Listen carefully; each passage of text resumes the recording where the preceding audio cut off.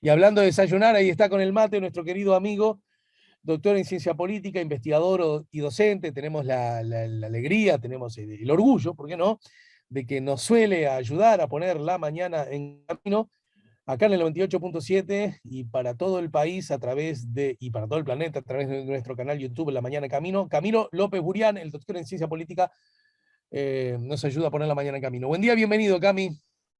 Hola Alejandro, ¿cómo andás? ¿Todo bien? Feliz Bien. día en particular. ¿Cómo, perdón? Feliz día en particular. Bueno, Veo que estamos construyendo un polo de alegría en el oeste de la ciudad y vamos de a poco. bueno, sí, sí. Me, me congratulo de saludo. Bueno, antes, me gusta mucho la propuesta, consigna del día de hoy, a propósito de las derechas, algunos llaman también incluso las nuevas derechas, y en todo caso, rebeldes contra lo políticamente correcto, las derechas y la provocación estratégica. Esta es la consigna que nos regala hoy Camilo para comentar con él y también con todos ustedes. Pero antes de arrancar, Cami, querido, me gustaría recordar al público que se viene este miércoles a las 6 de la tarde un seminario temático sobre otro de tus asuntos de objetos históricos de trabajo, la política exterior brasileña en tiempos de Bolsonaro, cambios y continuidades. Me gustaría que nos cuentes de qué va esto, Camilo. Bueno, esto es una actividad que hacemos en la Facultad de Derecho. Es hija de la colaboración entre dos grupos de trabajo, de grupos de docentes, del grupo y al grupo de Economía. Y porque nos visita una querida profesora, la profesora Clarisa Adri, de la Universidad Federal de Santa Catarina, es una especialista en temas de política exterior, brasileña, particularmente en temas de derechos humanos. Y bueno, nos vamos a juntar a conversar sobre la política exterior de Bolsonaro a las 6 de la tarde en el Salón 26 de la Facultad de Derecho, en el edificio central, ahí en 18 de julio y Tristán Narvaja. Este, Ajá. Nunca me acuerdo, es Eduardo Acevedo la otra, ¿no? Sí, Eduardo Acevedo. Sí. Yo como nunca maduré y siempre me confundo Eduardo Acevedo con Acevedo Acevedo Díaz. Díaz es donde estamos nosotros en la radio, 18 Exactamente, de sí, sí, Acevedo lo Díaz. sé, lo sé, lo sé. Pero había una murga, creo que era Cayó la Cabra, que decía que madurar era poder distinguir Eduardo Acevedo de Acevedo Díaz, a pesar de que yo doy clase en la Facultad de Derecho, 2 por 3 me pasa eso, que quedo trancado con... Decía, madurar es distinguir a la Bárbara de Carrero, ¿no? Sí, exactamente. Yo el arma de Carrero los distingo. Este, a veces empujo en vez de tirar las puertas, ¿no? Se olvidó un poco eso, que también era otro de los detalles que señalaban.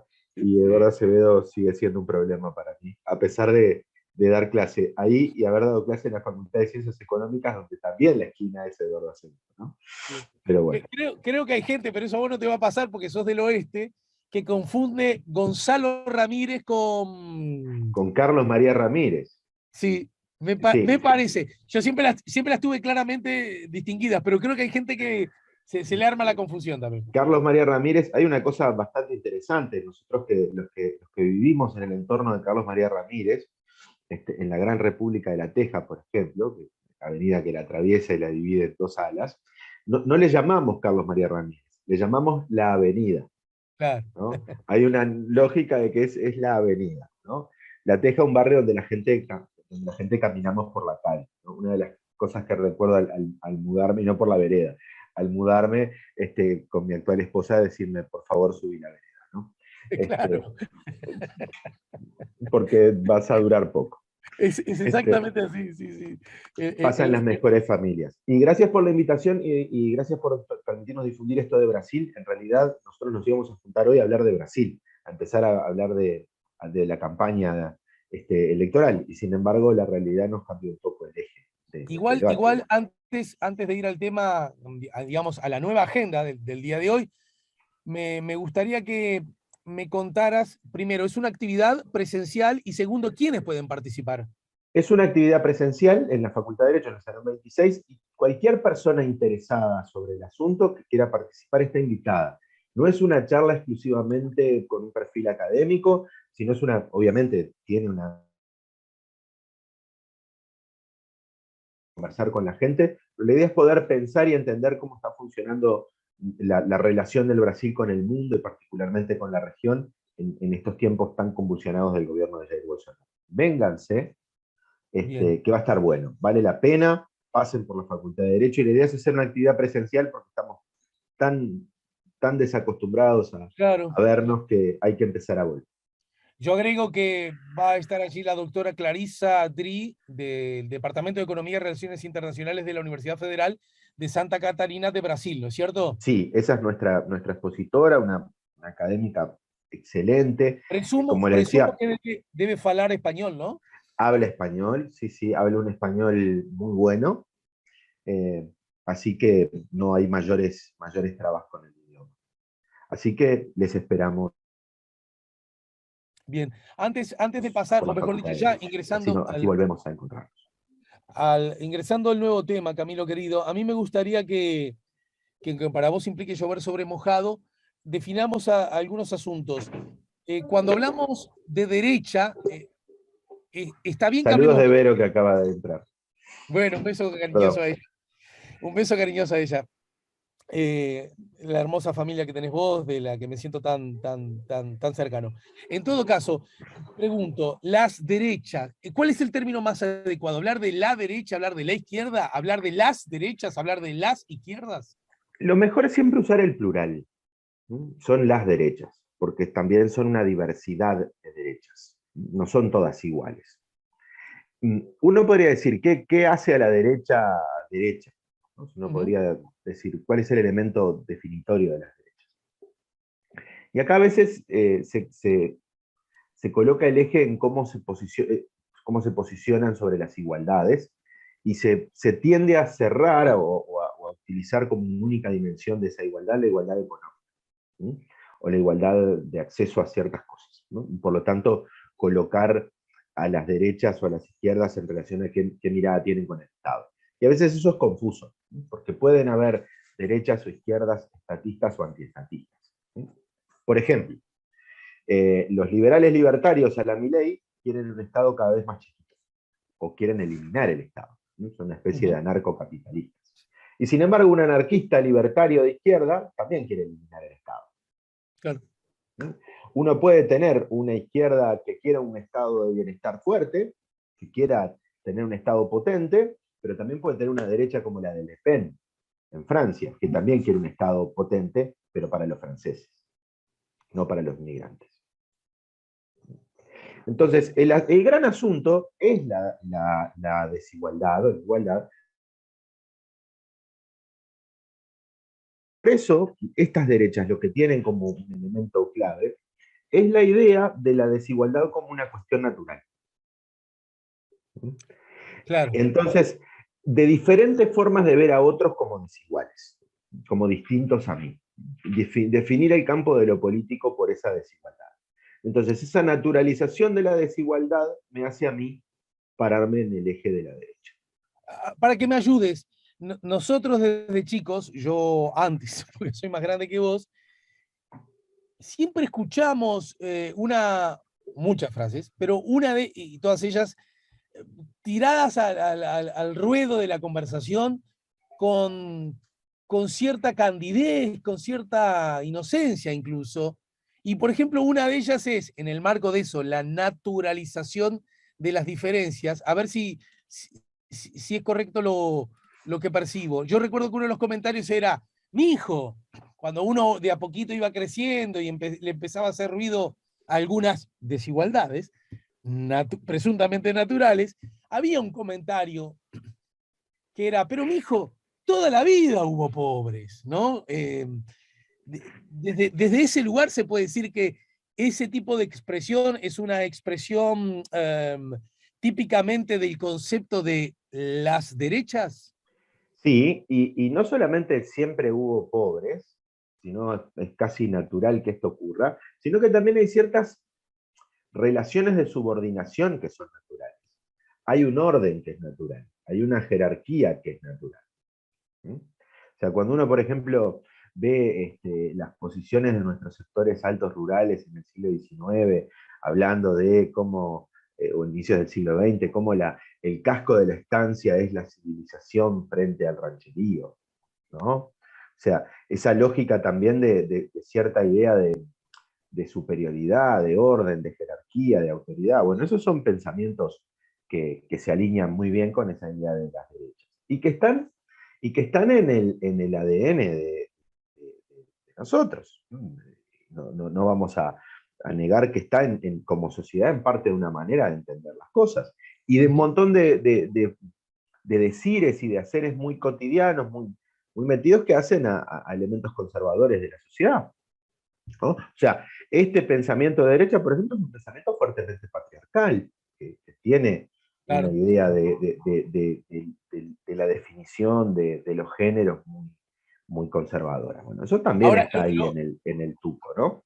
perdóname que no te estoy ayudando a que desarrolles, pero esto último que acabas de decir, también en la práctica se Nosotros vuelve, nos encanta confundir a las personas que están escuchando. Eso es parte del gusto. En medio, me parece que estamos bajando la intensidad de la relación, pero no importa. en todo caso, Camilo, esto que acabas de decir, digamos, lo patriarcal como propio de esa mirada conservadora de derecha, lo interesante, que no significa necesariamente que en miradas que podríamos asimilar a las, aparte de, o a algunas de las izquierdas, las que vivan, digamos, con cierta rebeldía la desigualdad, las que no acepten como algo natural que uno muchos y otros nada, y eso no es casualidad, decía el poeta. En ese contexto, también es cierto que hay comportamientos misóginos, sexistas, machistas, patriarcales, que también viven, sobreviven y se multiplican en las izquierdas, en algunas. Totalmente, totalmente. Una de las cosas que muy bien se señala y se discute es, bueno, estos problemas no son un problema solo de las izquierdas, ¿no? Los temas de las derechas, los temas de agendas, temas de cuestiones, de algunos asuntos que las izquierdas no han sabido tampoco tramitar y colocar en sus agendas y problematizar lo suficiente. Eso también es así, ¿no? Lo que pasa es que estamos hablando de una intersección, estamos mirando esta lógica de un tipo de derechas, ¿no? Que es lo que planteábamos hoy. En realidad, nos vamos arrimando al asunto. El ¿Vale? otro día, esta conversación con Alejandro, les cuento a quienes nos están escuchando, surge a partir de un evento que es que en un balcón de Positos aparecen dos banderas. Una bandera vinculada al régimen de la apartheid, de la segregación racial en Sudáfrica, y otra de los Estados Confederados estadounidenses, que es una bandera que recuerda uno de los bandos de la guerra de secesión estadounidense del siglo XIX, pero que también representa a las visiones del supremacismo blanco, que tiene una connotación racista importante, ¿no? Y la verdad que yo me había enojado bastante por ver algunas discusiones donde se colocaba de alguna forma se relativizaba el uso de esas banderas, escudándola en visiones sobre la libertad de expresión, o sobre te indigna esto y no te indigna otra cosa. Bueno, y yo caí en lo que no debería caer, que es enojarme y discutir con alguna gente en esa clave. Por eso hoy la propuesta era hablar sobre la provocación estratégica, ¿no? O sea, yo que estudio estas cosas, vecina, vecino, caigo en el juego de lo que no se debe caer.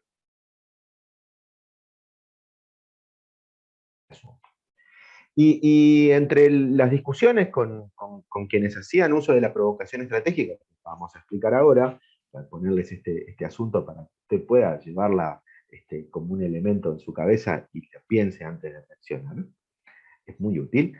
También recibí comentarios de gente que me hacía el planteo de una forma muy interesante y muy correcta, de, bueno, esto no es un problema solamente que se vea en las derechas, ¿no? También se ve en las izquierdas, con algunas desorientaciones sobre algunos temas, lo cual es Ujú. verdad. Pero quedémonos del lado de las derechas. ¿Qué es la Dale. provocación estratégica? Bueno, Alejandro Camino, no pienses en un elefante. Me imagino, juego plata, que vos y la gran mayoría de la gente que nos está escuchando pensó en un elefante. Cuando alguien te dice no pienses en un elefante, generalmente tendemos a pensar en lo que nos dicen no pienses, ¿no? Ese es un libro fantástico de un lingüista que se llama Lakoff, que se llama así, no pienses en un elefante, ¿no? Y esa es la clave, no hay que pensar en el elefante, no hay que pensar en el elefante. ¿Por qué? Porque no hay que usar los marcos analíticos que nos propone la ultraderecha para discutir algunos temas. En el momento que entramos a discutir en los conceptos que la ultraderecha nos propone, que pensamos en el elefante, perdimos. Porque, entre otras cosas, naturalizamos una lógica de discutir un argumento que sería inaceptable. O sea, ponernos a pensar que puede justificarse de alguna forma o matizarse de alguna forma que alguien coloque banderas que son una expresión racista en una esquina de la ciudad de Montevideo es una locura inadmisible. Sin embargo, terminamos discutiendo sobre si existe algún tipo de libertad de expresión o algún tipo de relativización de un hecho que no deberíamos permitirnos como sociedad porque es una incitación al odio, ¿no? Sin embargo, eso, que es una provocación estratégica, y ahora vamos a discutir qué es la provocación estratégica, porque es una de las herramientas que las derechas, de las ultraderechas utilizan para naturalizar sus discursos de odio, nos hace a eso, a que nosotros, sin querer, nos pongamos a pensar y a dialogar en un lenguaje en el que no deberíamos entrar. Debería ser inadmisible, ¿no? O sea, si alguien coloca una bandera nazi en una esquina en 18 y Ejido, nadie debería decir, bueno, la vecina, el vecino está haciendo uso de su libertad de expresión, o te molesta la bandera nazi, pero no te molesta la bandera de Liverpool, ¿no? Que es una secta de gente que roba campeonatos cada tanto en el fútbol uruguayo. No, o sea, sería inadmisible esa discusión. Y sin embargo, eso es lo que ocurrió. Yo entré por un tubo también a discutir y a disgregar la discusión. ¿Qué es esa provocación estratégica? Me permito, simple, primero para a ver si estoy haciendo la decantación adecuada. Es algo, primero, como se dice en el libro, no pienses en un elefante, es algo muy frecuente, ya que acaba de pasar el 20 de mayo, cuando de pronto, desde la obviedad inmensa, que de tan inmensa no se puede medir, che, A, está mal matar a una persona, A, está mal matarla por ideas políticas, B, está mal matarla por ideas políticas y además no decir que la maté, C, cuerpo, D, no entregárselo a la familia y además todo hecho por el Estado, ¿no es cierto? ¿Verdad? Y cuando alguien dice, memoria, verdad, justicia, todos somos familiares, lo mínimo ante la inmensidad, lo mínimo, alguien te dice, ¿y vos por qué Pascasio Báez no? Ese es esa justamente otro ejemplo de la provocación estratégica. No, flaco, ¿de qué me Gracias, estás hablando, no? ¿O no? gracias Alejandro por decirlo vos y no tener que decirlo yo. Porque exactamente es eso. Provocación estratégica es cuando yo te digo ideología de género. La ideología de género no existe. La ideología de género es el término con que este tipo de derechas utilizan la provocación para discutir temas que están vinculados a la agenda de las mujeres, de los derechos de las mujeres, ¿no? O sea, excelente, esa es la idea. Cuando se discute y se revisa y se minimiza o se relativizan las violaciones de derechos humanos por parte del Estado, con el criterio de, te ofende esto, pero no te ofende tal cosa, o por qué no reclamás tal cosa.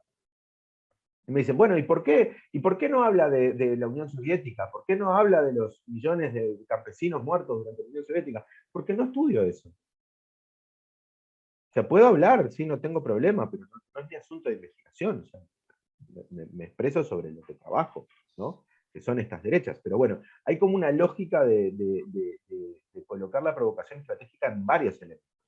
Y Ajá, yo tomé el ejemplo de las banderas, pero podría tomar muchísimos elementos, claro. donde no solamente lo hace un vecino o una vecina en Positos, sino que también lo hacen legisladores, también lo hacen actores políticos de mucha visibilidad que utilizan la provocación estratégica para generar efectos políticos. El principal efecto que tiene la provocación estratégica, que es una herramienta, es la generación de polémica, o sea, de generar polémica. Y esa polémica es una especie de embestida contra lo que estas derechas llaman lo políticamente correcto, que es de alguna forma ir contra ciertos valores de igualdad y solidaridad, que parecerían ser naturales. A ver. ¿No? Y una provocación estratégica, por ejemplo, en un discurso, es decir, yo leía en Twitter, trato de seguir perfiles y ver distintas visiones sobre la política y ver un poco, obviamente las redes sociales no son la realidad, ni mucho menos, pero en algún sentido permiten ver algunos discursos, ¿no? Por ejemplo, discursos que pueden llegar a decir... Camilo, ¿me decís ese ejemplo pegadito a la siguiente tanda? Lo que vos quieras. Mientras tanto me tomo un mate. Vamos arriba, y yo también.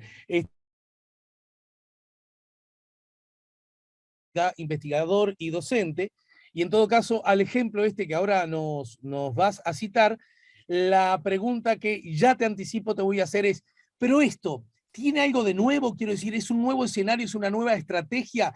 Y estamos hablando de nuevas derechas porque, ¿verdad? Son derechas que antes no existían. Y a propósito, todo el que es de derecha, estoy siendo grosero, es una persona con cierta tentación a digamos, regímenes en el que uno puede creerse superior por tener determinada raza, por adorar a determinado Dios o por tener o por usar una lengua.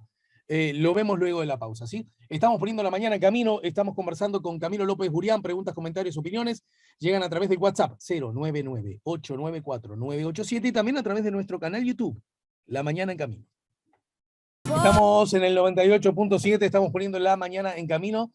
Estamos aquí conversando con el doctor en ciencia política, investigador y docente Camilo López. Les recuerdo a todos que el miércoles se va a llevar a cabo en la Facultad de Derecho, en la Universidad de la República, el seminario temático La política exterior brasileña en cambios de Bolsonaro, en tiempos de Bolsonaro, de Bolsonaro, cambios y continuidades. En este contexto, la doctora Clarissa Dri de la Universidad de Santa Catarina de Brasil disertará, repito, en este seminario temático. Esto ocurrirá el miércoles a las 6 de la tarde. Es una actividad presencial en el Salón 26 de posgrado de la propia Facultad de Derecho y las personas interesadas están invitadas. Estamos conversando con Camilo a propósito de lo que hemos dado en llamar rebeldes contra lo políticamente correcto, las derechas y la provocación. A mí. No, decirles esto, ¿no? Me estoy anotando porque voy pensando cosas a medida que conversamos. Este asunto, un tuit, una frase, una intervención en prensa, un asunto, un decir públicamente de muchos de estos actores, lo que hace es generar como un marco en el que se coloca la lógica del diálogo, ¿no? Ayer ustedes habrán visto que hubo una discusión entre periodistas y políticos en el fin de semana, por ejemplo, sobre lo que ocurre en el Uruguay hoy en términos de emergencia alimentaria, en términos de situación económica, y algunas discusiones sobre el pasado reciente, por ejemplo, sobre la crisis del 2002. ¿No? Sobre si es cierto o no es cierto que en algún momento niños en Uruguay comieron o no comieron pasto, y si hubo hambre o no hubo hambre. En el marco de esas discusiones, parte de la comunidad libertaria uruguaya, de los liberales libertarios, de estos actores, en una expresión había uno que señalaba y decía, hablaba de las ollas populares forzadas, ¿no? Como una especie de casi una especie de conspiración o de acción donde para visibilizar y tensionar la política en este momento se creaban forzadamente ollas populares, ¿no? Y a mí no me dejó de resonar esta idea nuevamente de provocación estratégica. ¿Por qué? Porque rápidamente la lógica de la discusión sería, Bueno, pero ¿cómo vamos a discutir que alguien agarra un tupper en su casa y va a buscar comida como forma de manifestación política y no por una necesidad, ¿no? Claro, Y sin claro. embargo, rápidamente uno se descubre dentro del marco que el otro propone la discusión, ¿no? O sea, esa es la capacidad de la provocación estratégica, que es colocarte a discutir en el mismo registro del que te propone la discusión a partir de una provocación, ¿no? Claro, porque además, acá me tenés que ayudar, ¿no? Porque no solo que provocarte a entrar, como decíamos en el barrio, estás entrando, ¿no? No solo provocarte a entrar en una discusión necesariamente implica tiempo, energías y de pronto dilapidar recursos conceptuales, sino que además te hace participar en una lógica que es inmensa, tan grande como un elefante, inmensamente perversa. Supongamos que en la crisis del 2002 ni un solo niño de verdad haya tenido la necesidad de comer pasto. ¿De acuerdo? ¿Y qué? ¿Entendés? El plástico vacío del helado Cruffy a buscar un ensopado, ¿no es cierto? De pronto esa persona en la casa, en verdad, tenía un cacho de pancho con un arroz viejo y lo comió. Y a pesar de eso, igual fue a buscar un plato de comida caliente. Y yo te pregunto, ¿y qué? Es brutal porque esa lógica te hace entrar en la discusión como si, sí, tenés razón, nadie comió pasto. Uy, sí, este ya es la tercera vianda de comida caliente que está levantando, recorriendo las ollas populares de la ciudad. Qué terrible vivo resultó ser. Ay, sí, tenés razón. Y yo pensé que había gente que la pasaba mal. Mirá vos, y nos estaban tomando el pelo. Esa es la lógica, ¿no? El problema, por eso el asunto de hoy, centrarnos en este concepto que es el concepto de provocación estratégica, que es, ¿dónde está el desafío? El desafío es no entrar a hablar en el mismo marco o discutir en el mismo marco conceptual que nos ofrece esta provocación. ¿No? O sea, yo no puedo ponerme a discutir sobre si una persona que cuelga una bandera racista en el apartamento está ejerciendo su libertad de expresión. No puedo discutirlo en ese sentido. O no puedo relativizarlo. Tengo que ver lo que hay ahí. Una acción que incita al odio. Y punto. Uh -huh. O sea, el problema de entrar a tomar, a aceptar esta lógica o este registro de las discusiones que nos llevan, como les decía, con un gesto, con un tweet, con una frase, a apropiarnos de un marco de discusión que es muy peligroso. Porque ¿qué hace? Naturaliza estas derechas. ¿Mm? Que sí son nuevas, que tienen componentes nuevos, y que en esos componentes nuevos que tienen, uno de ellos es esto, ¿no? Es de alguna forma reivindicar una visión de rebeldía, ¿no? Pablo Stefanoni, un querido colega argentino, escribió un libro muy interesante que se llama La rebeldía se volvió de derecha, ¿no? Y muestra eso, muestra cómo hay una apropiación de ciertos elementos, ¿no? Rebeldes, de contestación, de discusión, que las derechas toman y que entran en este registro. Bueno, esto hay que tenerlo muy presente. ¿Por qué? Porque a mí me parezca que está mal. No, y acá quiero hacer la fundamentación de por qué estas cuestiones son preocupantes. Porque estas derechas están en el plano de las ultraderechas, ¿sí? Que son derechas que, por distintas estrategias, atentan contra la democracia. ¿Sí? De distintas formas.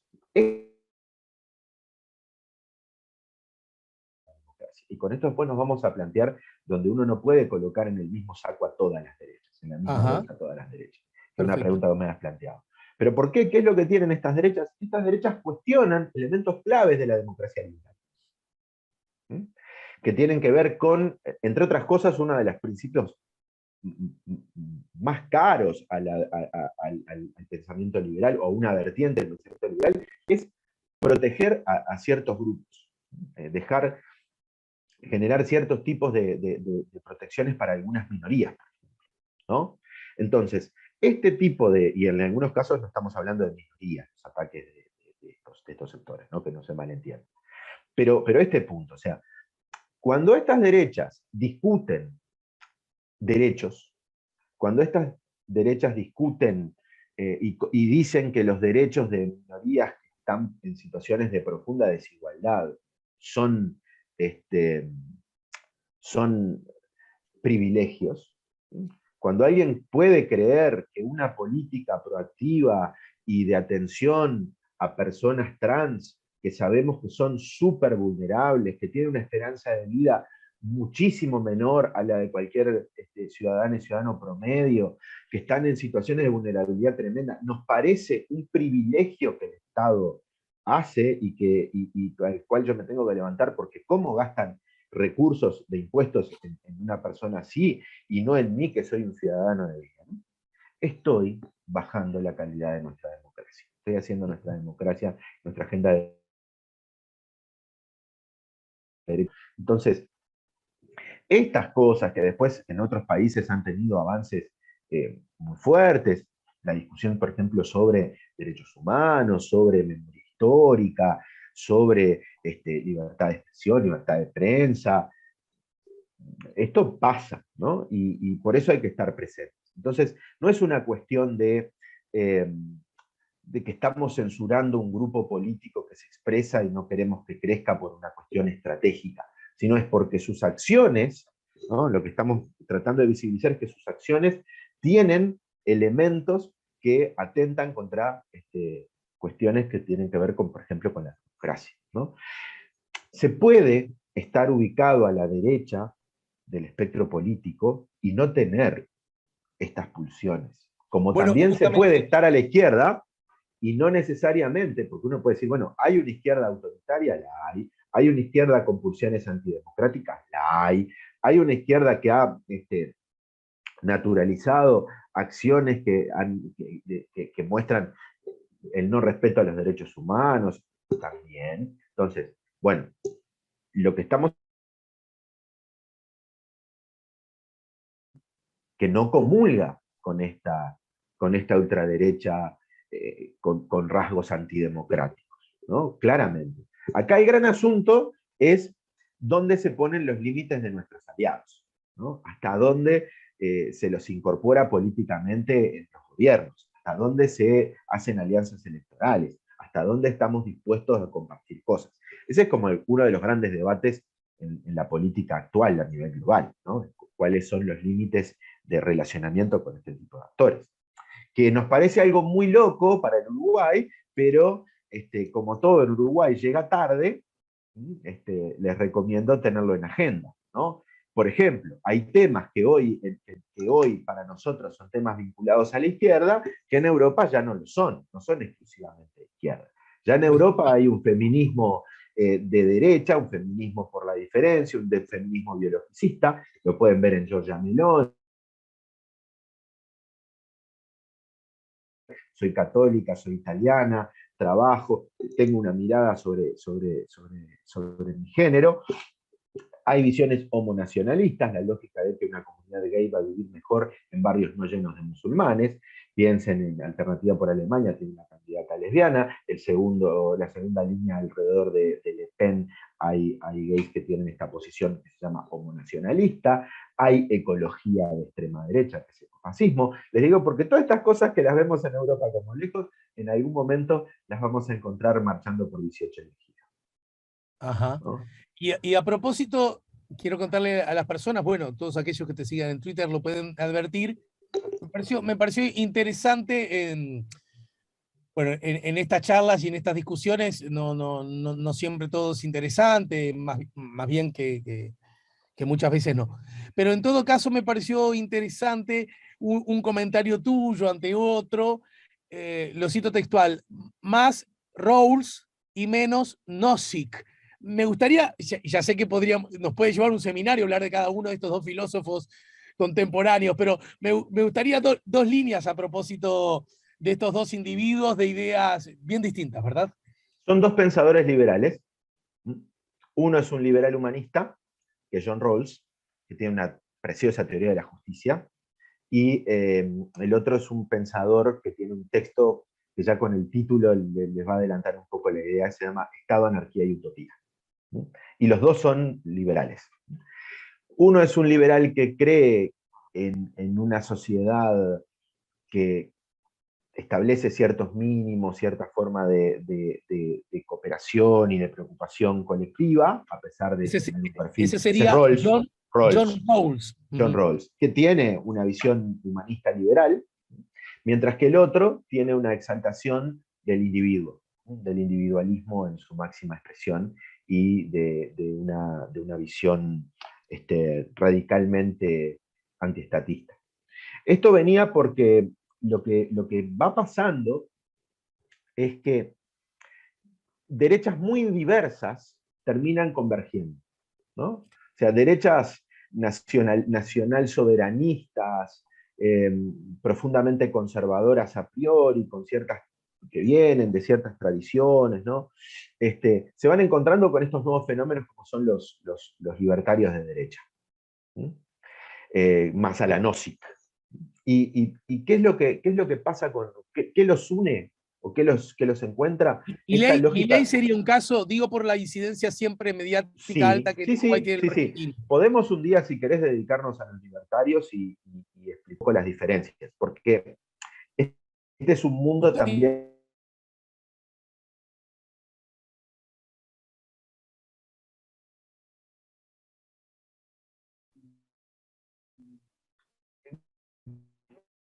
Lo interesante de este punto es como estos libertarios terminan confluyendo con otro tipo de derechas, casi en una lógica de reacción. O sea, de alguna forma lo que los une es una profunda reacción hacia las agendas promovidas desde la izquierda y también las agendas promovidas desde ciertas derechas liberales eh, con perfil liberal más globalista, ¿no? O sea, todo lo que tiene que ver con agendas de derechos, todo lo que tiene que ver con la promoción de sociedades multiculturales y diversas, todo lo que tiene que ver con agendas que ellos identifican con la moral progre impuesta desde afuera por una élite, por una burocracia no electa, que se opone a un pueblo verdadero. Bueno, eso lo son, ¿no? O sea, los que protestan contra la Agenda 2030, contra la Agenda de Objetivos de Desarrollo Sostenible, los que cuestionan las políticas climáticas, los que cuestionan la agenda de género, los que cuestionan los organismos internacionales, ¿no? Los que hablan del cipallismo apátrida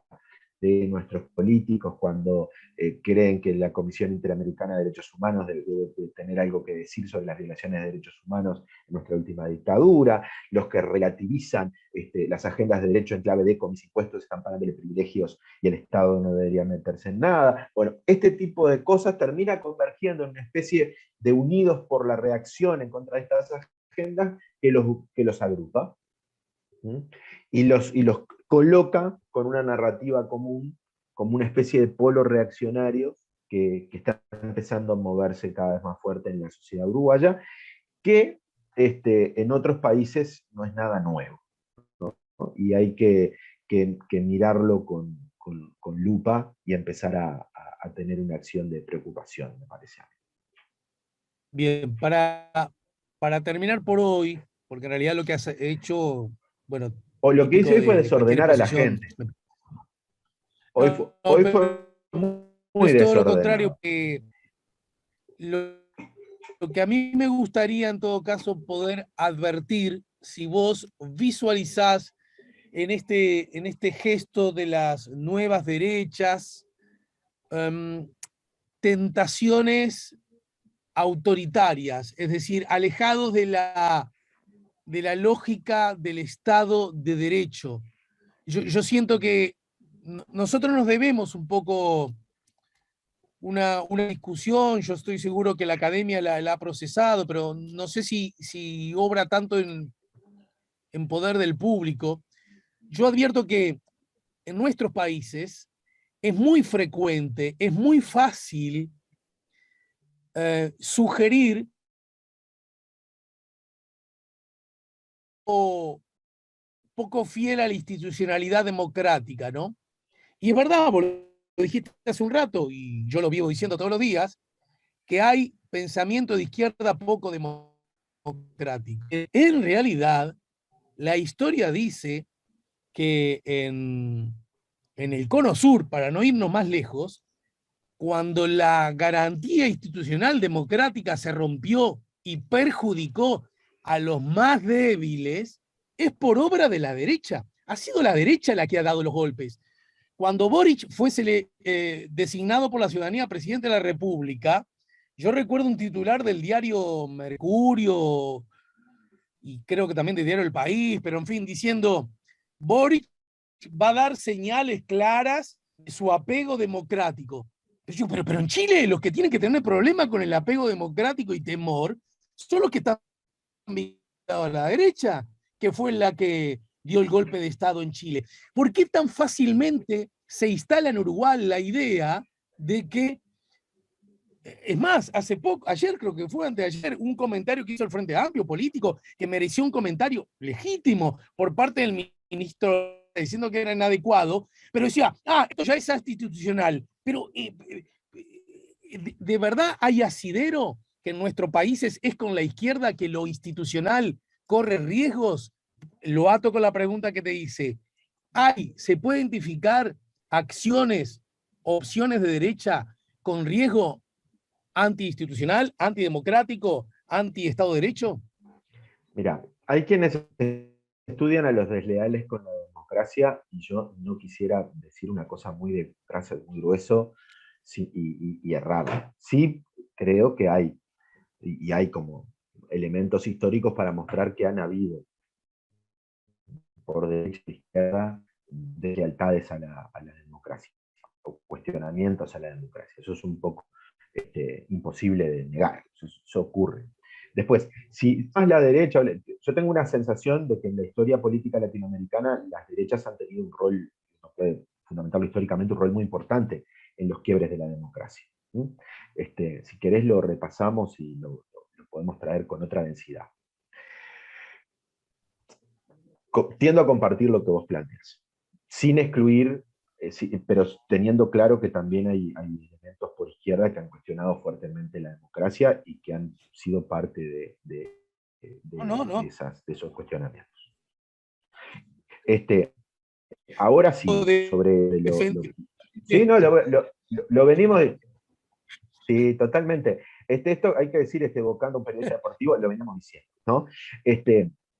Pero lo que vos planteás es clave, porque una de los cuestionamientos que tienen, que hacen estas derechas cuando uno escribe sobre ellas, es: yo no soy autoritario, yo no soy antidemocrático, yo no, ¿quién tiene la capacidad de medir cuán democráticos son? El asunto aquí es que las formas de socavar o de expresarse de manera autoritaria y de alguna forma degradar la calidad de nuestra democracia son bastante más veladas, ¿sí? Que es como planteábamos recién, ¿no? Cuando alguien pone en cuestión los derechos de otros, ¿sí? Está, creo yo, atacando la calidad de esa democracia.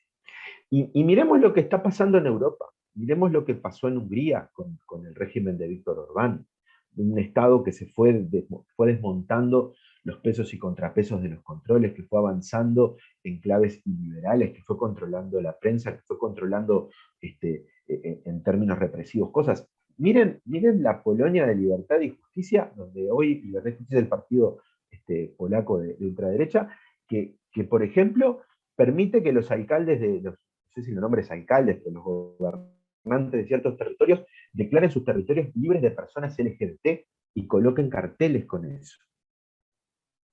O sea, ese tipo de cosas yo creo que son elementos autoritarios y que van en contra de la calidad de nuestra democracia, ¿no?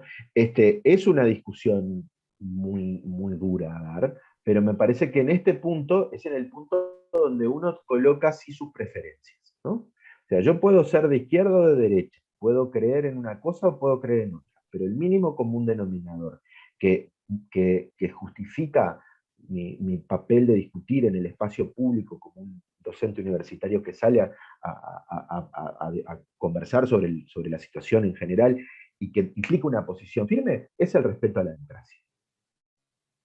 Es la importancia de exaltar el valor de la democracia. Y creo que en eso hay que ser intransigente. Y cuando alguien pone en tela de juicio los derechos de grupos de personas que son vulneradas o que están vulnerables o que cuestionan los avances en términos de una democracia más inclusiva, más expandida y de mejor calidad, merece ser discutida, porque me parece que ahí es un punto donde deberíamos estar bastante más de acuerdo. Bueno, las puertitas del señor López quedaron abiertas, ¿eh? Porque más temprano que tarde hemos abierto tantas que seguramente nos vas a ayudar a poner de vuelta a la mañana en camino. Yo, sabes, como siempre, estoy a la orden. Espero que en algún momento sea presencialmente y que desde algún lugar del interior llegue algún budín de esos ricos que suelen haber arriba de esa mesa. Te mando un abrazo grande, Camilo, y saludos otra vez a la familia. Gracias. Un abrazo para tu familia y un abrazo para todas las personas que nos escuchan. Arriba los que escuchan.